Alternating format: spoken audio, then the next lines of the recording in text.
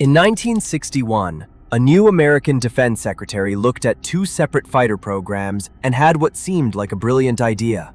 The Air Force wanted a new jet. The Navy wanted a new jet. Why build two aircraft? Why not build one and sell it to both? Think of the money saved. Both services told him it wouldn't work. He overruled them. Then his own selection board picked one manufacturer, and he overruled that too, and handed the contract to the loser. The Senate opened an investigation. What followed was a decade of chaos. The Navy's version turned out so overweight it could barely go supersonic, and an admiral killed it in front of Congress with one devastating sentence. The Air Force's version went to Vietnam and lost half its aircraft in weeks. And yet, this same jet would eventually become one of the finest strike aircraft ever built, flying the longest fighter combat mission in history. So was it a disaster or a triumph? The honest answer is buried in a single number nobody talks about, and it tells you whether any of it was worth it.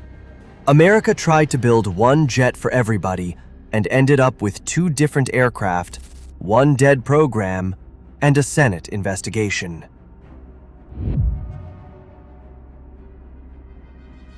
Robert McNamara arrived at the Pentagon from the car industry, where he'd made his name as a numbers man, a believer that rigorous analysis could fix any organization. 3 weeks into the job, he noticed something.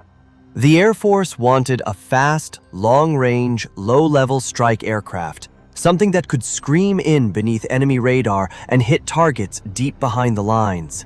The Navy wanted a carrier-based fleet defense interceptor, an aircraft that would loiter far out from the fleet and shoot down Soviet bombers before they could launch missiles at the carriers.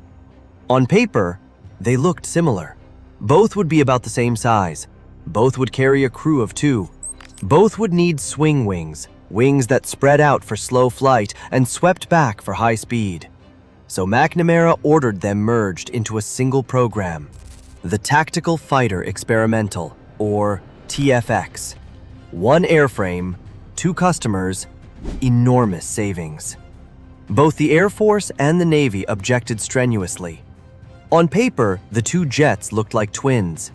In reality, they were being asked to do opposite jobs, and a spreadsheet couldn't see the difference.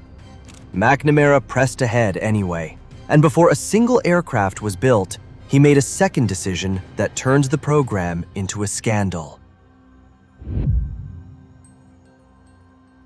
Two companies competed, Boeing and General Dynamics.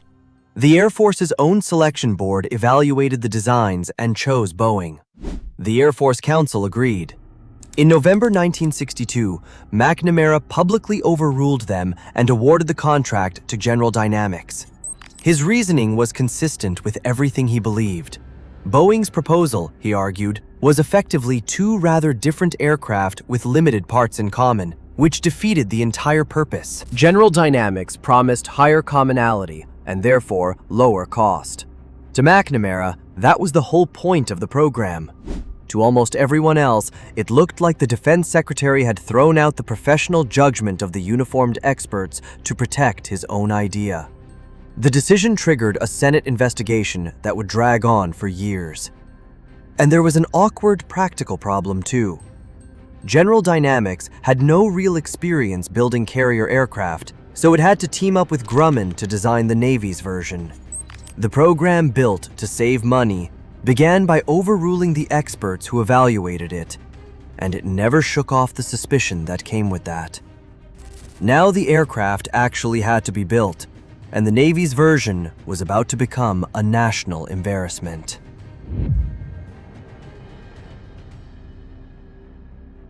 The Navy's variant was the F-111B, and its problem was brutally simple: weight. A carrier aircraft lives under merciless constraints. It has to be light enough to be flung off a deck and slammed back down onto one over and over. But the F-111 airframe had been shaped around the Air Force's mission, and by the time the Navy's requirements were bolted on, the aircraft was enormously heavy. In testing, it struggled even to break the speed of sound. Its bulk and its unsatisfactory engines made the idea of operating it from a carrier deck genuinely dangerous. Then came the moment that ended it.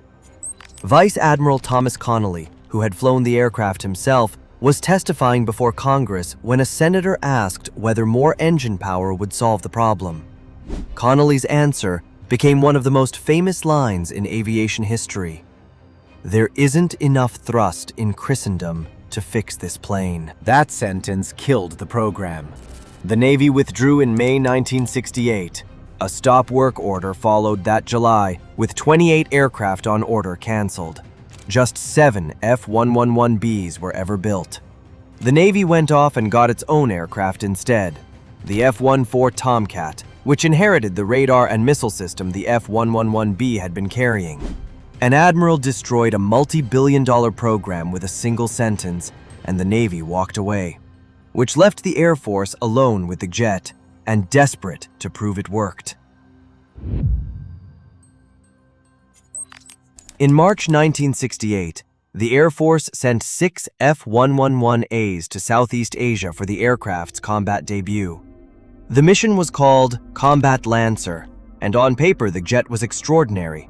Terrain-following radar linked to the autopilot, letting it fly automatically at night, hugging the ground beneath enemy defenses, alone, with no support aircraft at all.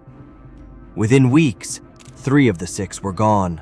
2 were lost to mechanical failure, a fault in the aircraft's horizontal stabilizer. The 3rd was shot down by a surface-to-air missile, a kill considered so significant that the Soviet defense minister personally briefed it to Brezhnev. Of the crews, only 1 was rescued. 55 missions, half the detachment destroyed. For the press, it was confirmation of everything critics had been saying. McNamara's aircraft was a lethal, overpriced failure. The Air Force pulled the F-111 out of the war and spent something in the order of $100 million fixing the flaw.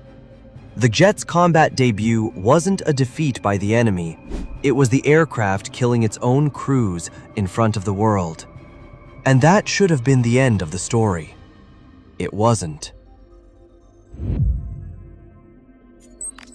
The F-111 returned to Vietnam in 1972, and it was a different aircraft. Now mature, it became a devastating night attacker. Flying alone, at night, in weather that grounded everything else, it could reach targets no one else could touch, without tankers and without electronic warfare escorts. Across roughly 4,000 sorties in that campaign, only 6 were lost.